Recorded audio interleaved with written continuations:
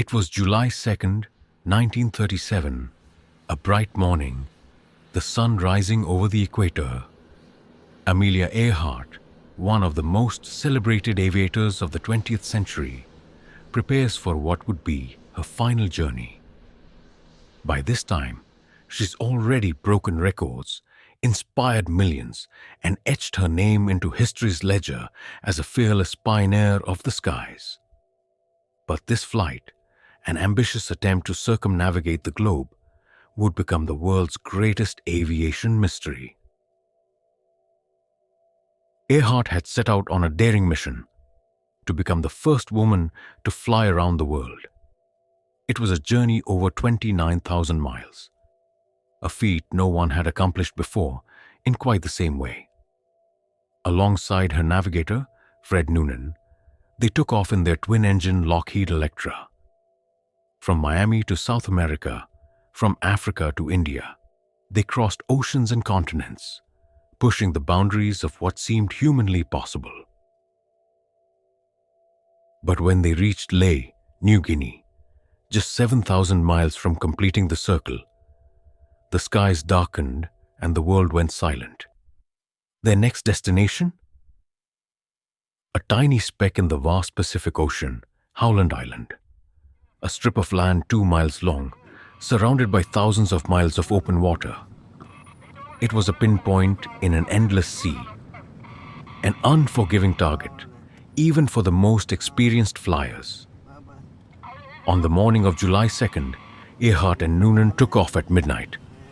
The early hours seemed promising, but that was it. Silence.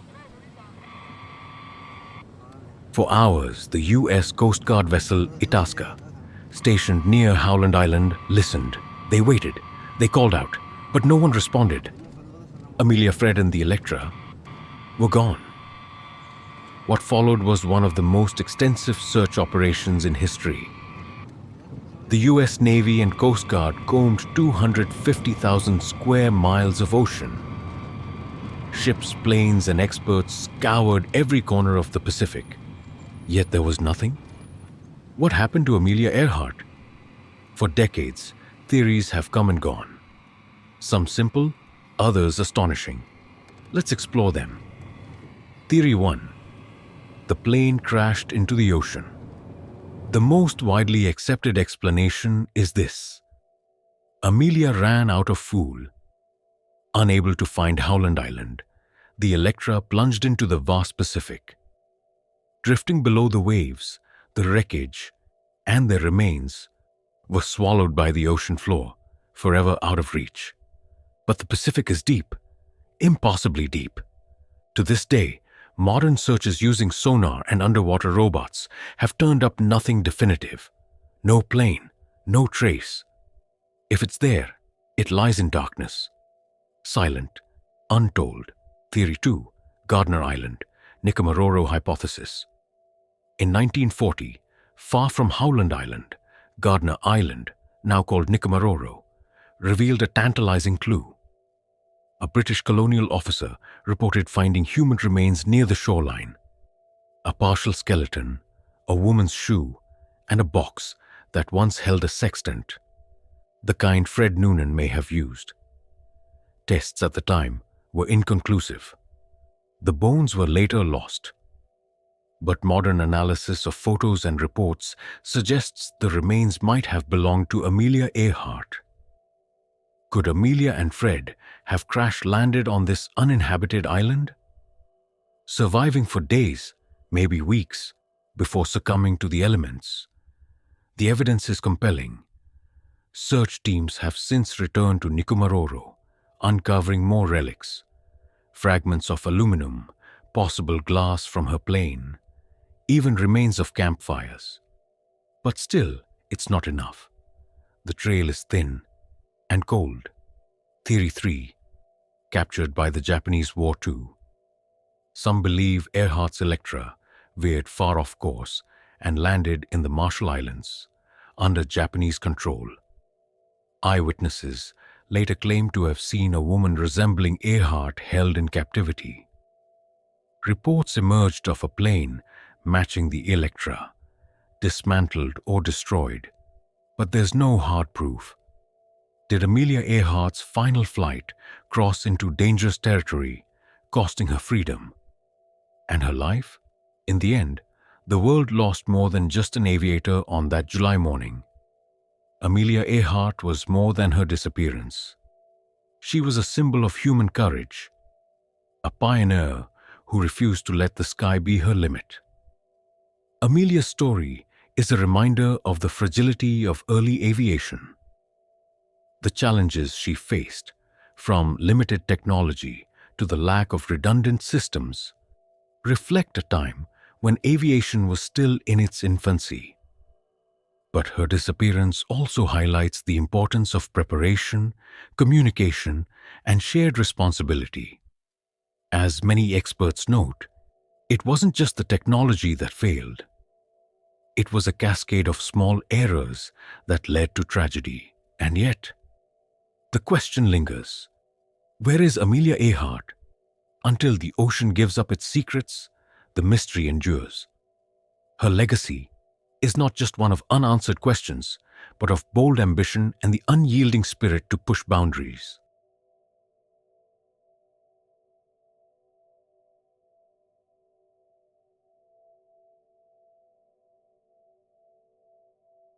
Coming up next, the shadowy figure who terrorized London. Jack the Ripper. The year was 1888, and the streets of London's Whitechapel district were gripped by fear. An unknown predator stalked the narrow alleyways, emerging from the shadows only to strike swiftly and vanish into the void. The victims? Women living on the fringes of society. The weapon? A blade, used with such brutal precision that it sent shockwaves through the community. And the name that still chills us to this very day? Jack the Ripper. To this day, Jack the Ripper remains one of history's most notorious and elusive serial killers. Across 5 savage murders, known as the Canonical Five, the Ripper transformed London into a city of terror. Fear festered in the hearts of its citizens who felt the presence of the unseen menace lingering in the dark. Newspapers fueled the hysteria, churning out lurid details and bold headlines. The Ripper wasn't just a murderer. He was a phantom, an entity that haunted London's working-class districts with a cruel certainty. But who was he? And how did he manage to escape justice despite the chaos he wrought? The nightmare began on the night of August 31st, 1888. The victim, Mary Nichols, known to her friends as Polly. She was found lifeless in Bucks Row, her body abandoned like refuse. Her throat had been slit, and her abdomen bore the marks of horrifying mutilation. The wounds were savage, yet deliberate, a chilling combination that suggested a killer with unsettling skill. The murder of Polly Nichols might have been viewed as an isolated act of violence, if not for what followed. Just 8 days later, on September 8th, the Ripper struck again. This time, the victim was Annie Chapman, another woman struggling to survive in the unforgiving streets of Whitechapel. Her body was discovered in the backyard of 29 Hanbury Street in the early hours of the morning. The brutality was unimaginable. Her throat was slashed deeply, and parts of her organs had been removed. Doctors who examined the victims noted something deeply troubling. These mutilations were not the reckless acts of a man driven by mere bloodlust. They showed deliberation, precision, and a chilling calmness. It seemed that Jack the Ripper possessed a level of anatomical knowledge that hinted at medical training or perhaps even surgical experience. This realization intensified public fear. Who could this monster be? A doctor? A butcher? Someone respected in society, hiding in plain sight? The murders sent Whitechapel into a state of panic. Women feared to walk alone after dark. Police patrols doubled, their boots echoing through the desolate streets. Yet the killer remained unseen and unstoppable. The newspapers dubbed him Jack the Ripper after a mysterious letter, supposedly from the killer himself, was sent to the press. Whether real or a hoax, the name stuck, becoming synonymous with terror. By October 1888, the Ripper had claimed 3 more lives, each murder growing more audacious and gruesome than the last. The victims, Elizabeth Stride, Catherine Eddowes, and Mary Jane Kelly, became part of the canonical 5, a list that would forever tie their names to the dark legacy of Jack the Ripper. Over a century later, the question remains, who was Jack the Ripper? Theories have abounded, each one more compelling or bizarre than the last. Was he a surgeon with sinister intentions? A deranged aristocrat? A butcher, familiar with the tools of his trade? Some believe he may have been a foreigner, preying on the isolation of immigrant communities in Whitechapel. Others argue he was a local, a man who knew the streets intimately and used their darkness to his advantage. Despite modern advancements in forensic science, Jack the Ripper's identity remains an unsolved puzzle. Theories come and go, but the truth remains buried in the fog of history. He was more than a killer. He was a symbol of fear, an enigma whose crimes revealed the darkest underbelly of Victorian London. Jack the Ripper, a name etched in infamy, a shadow in the fog, a mystery that may never be solved. Coming up next, the unraveled horizon of Mary Celeste's fate. It was December 4th, 1872, when the brigantine Mary Celeste was discovered adrift in the vast Atlantic Ocean. She was a sturdy ship, her sails intact, her cargo untouched, and her route unchanged. There were no signs of distress, no visible damage, and yet the ship was empty. No captain, no crew, no lifeboats. It was as though every soul aboard had vanished into thin air, leaving behind nothing but their personal belongings and a profound mystery that endures to this day. The Dei Gratia, commanded by Captain David Morehouse, was sailing roughly 400 miles east of the Azores when its crew first sighted the drifting vessel.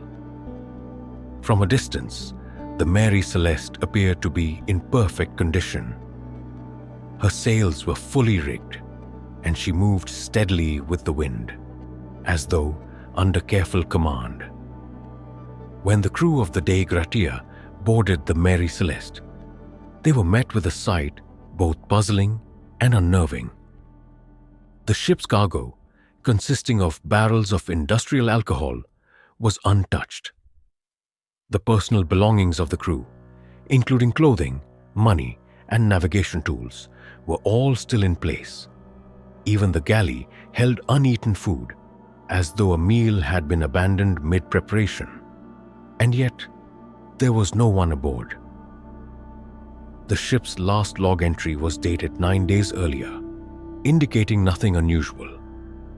The crew had reported good weather and calm seas. So why had the captain, crew, and passengers suddenly disappeared, leaving behind a vessel that was perfectly seaworthy? Over the years, countless theories have been proposed to explain the fate of the Mary Celeste.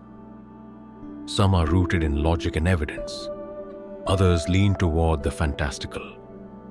Each theory brings us closer, and yet no closer to the truth. The lifeboat theory.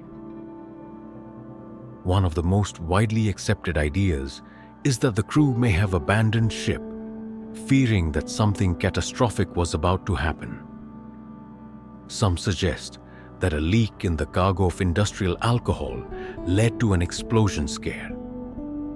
Even a small vapor leak could have filled the hold with fumes, sparking panic among the crew. Believing the ship might explode, they could have hastily lowered a lifeboat and rowed to safety, only to become lost at sea. Weather and natural disasters. Others speculate that the ship encountered sudden, violent weather, a waterspout or a freak storm. Such events could have forced the crew to abandon ship temporarily, only for the lifeboat to drift too far, leaving them stranded in the unforgiving Atlantic. Piracy or mutiny. Though the ship's cargo remained untouched, some have considered the possibility of piracy or mutiny. However, there were no signs of struggle or looting, a detail that casts doubt on this theory. Paranormal and supernatural theories. Inevitably, the mystery of the Mary Celeste has drawn supernatural explanations. Some have suggested a run-in with ghost ships, sea monsters, or otherworldly forces. While these theories capture the imagination, they remain far outside the realm of evidence. The Mary Celeste's fate remains one of the most enduring maritime mysteries in history. To this day, her empty decks stand as a haunting reminder of the unknown dangers of the sea. What caused the crew to abandon a ship that was so seaworthy? Was it fear, misjudgment, or something else entirely? The Mary Celeste has inspired countless books, investigations, and films. Yet, after more than a century, the answers remain adrift, lost to the same vast Atlantic that once carried her.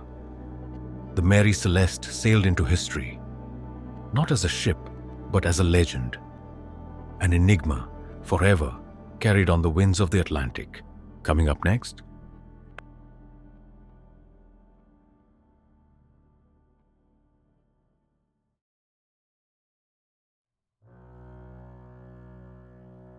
the mysterious waters of Loch Ness. Deep in the heart of the Scottish Highlands lies Loch Ness, a lake as beautiful as it is enigmatic, stretching over 22 miles in length and plunging to depths of 755 feet. Its dark, icy waters have given rise to one of the most enduring legends of modern times. The legend of the Loch Ness Monster. It was 1934 when the world first got a glimpse of what would become the most iconic photograph of Nessie. Captured by a London surgeon, the image appeared to show a serpentine creature emerging from the depths, its head and neck poised elegantly above the water, as if surveying its ancient domain. Although tales of strange creatures in Loch Ness date back centuries, it was this photograph, dubbed the surgeon's photograph, that captured the imagination of the world. The legend of Nessie, as the creature came to be affectionately known, transformed the tranquil loch into a global phenomenon. But what was Nessie? Was it a prehistoric survivor? A distant cousin of the dinosaurs trapped in the loch for millennia? Or was it something else entirely? A trick of the light, an optical illusion, or a fabrication fueled by our fascination with the unknown?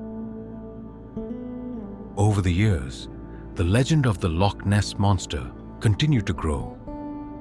Hundreds of sightings were reported, each one adding a new layer to the mystery. Some claim to have seen a large humpbacked figure breaking the surface. Others reported strange wakes or ripples that defied explanation. In the 1960s, technological advancements brought sonar scanning to the loch, leading to intriguing results. In 1972, a team using sonar equipment detected something unusual in the lake. A large moving object deep below the surface. Could this have been Nessie? While the evidence was inconclusive, it fueled further exploration and speculation. Scientists and adventurers alike flocked to Loch Ness, determined to uncover the truth behind the legend. Despite the advancements in technology, Nessie remained elusive. For every report of a sighting or piece of evidence, skeptics emerged with alternative explanations. Could these encounters have been large fish, drifting logs, or even playful otters? Or were the waters of Loch Ness hiding something far more extraordinary? Theories about the Loch Ness Monster's existence vary greatly. Some believe that Nessie could be a plesiosaur, a prehistoric marine reptile believed to have gone extinct millions of years ago. Its long neck and aquatic adaptations align closely with the descriptions of Nessie, a tantalizing connection that continues to capture the public's imagination. Others argue that the sightings may have more earthly explanations. Perhaps Nessie is simply a large sturgeon, a species of fish known for its size and strange primeval appearance. Some propose that natural phenomena, like seismic activity beneath the loch, could create ripples and waves that mimic the movement of a large creature. And then, there are those who attribute the legend to the power of storytelling. Loch Ness, shrouded in mist and mystery, lends itself perfectly to tales of the unknown. Could Nessie be less of a creature and more of a symbol? A reflection of humanity's fascination with uncharted waters and the secrets they might hold? Today, the legend of the Loch Ness Monster endures. It draws thousands of visitors to the Scottish Highlands each year, all hoping to catch a glimpse of the elusive creature. For many, Nessie represents more than a simple mystery. It is a reminder of the unknown wonders that may still exist in our world. Whether Nessie is real or simply the result of myth and imagination, one thing is certain. The waters of Loch Ness hold a special kind of magic, a magic that keeps us looking, searching, and wondering. The Loch Ness Monster remains a legend, a story passed through generations, a mystery as deep and enduring as the loch itself. Coming up next, the lost colony of Roanoke. In 1587, a group of English settlers arrived on Roanoke Island, just off the coast of what is now North Carolina. They were led by John White, an experienced artist and navigator who had one mission: to establish England's first permanent colony in the New World. At first, the settlers embraced their fresh start. They built homes, planted crops, and explored the unfamiliar land.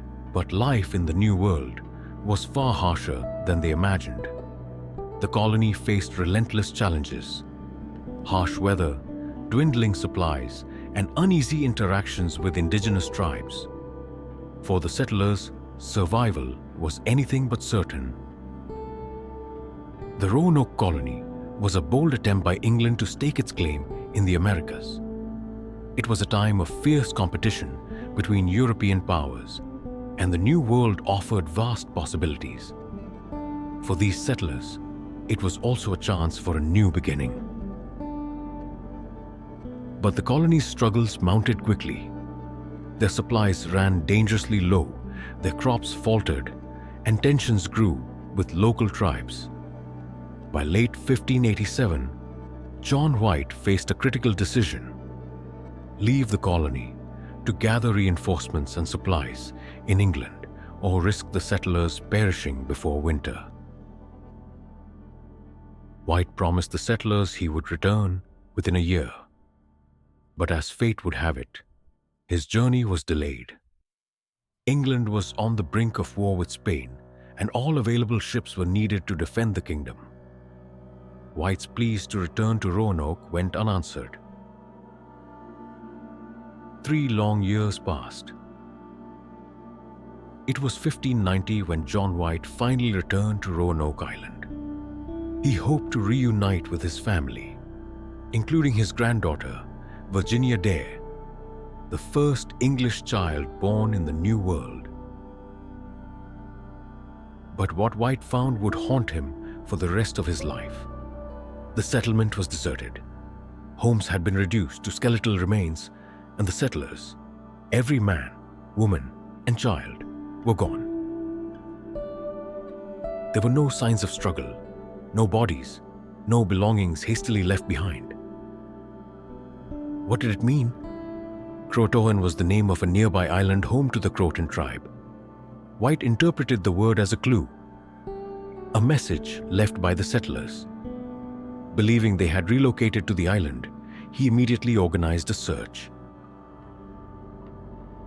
But when search parties arrived at Croatoan Island, they found no sign of the settlers.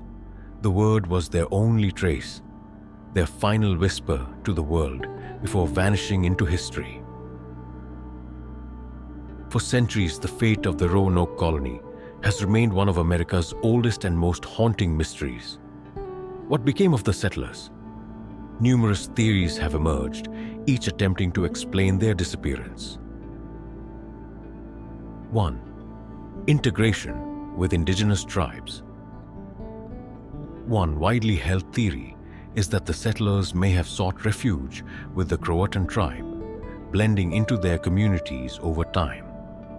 Evidence of European tools and artifacts found at Native American sites supports this idea, suggesting that survival may have depended on cooperation and assimilation. 2. Starvation or disease. Others believe that the settlers succumbed to starvation or disease, unable to survive in the unforgiving environment. The New World's harsh conditions, combined with limited resources, could have led to their gradual demise. 3. Lost at sea.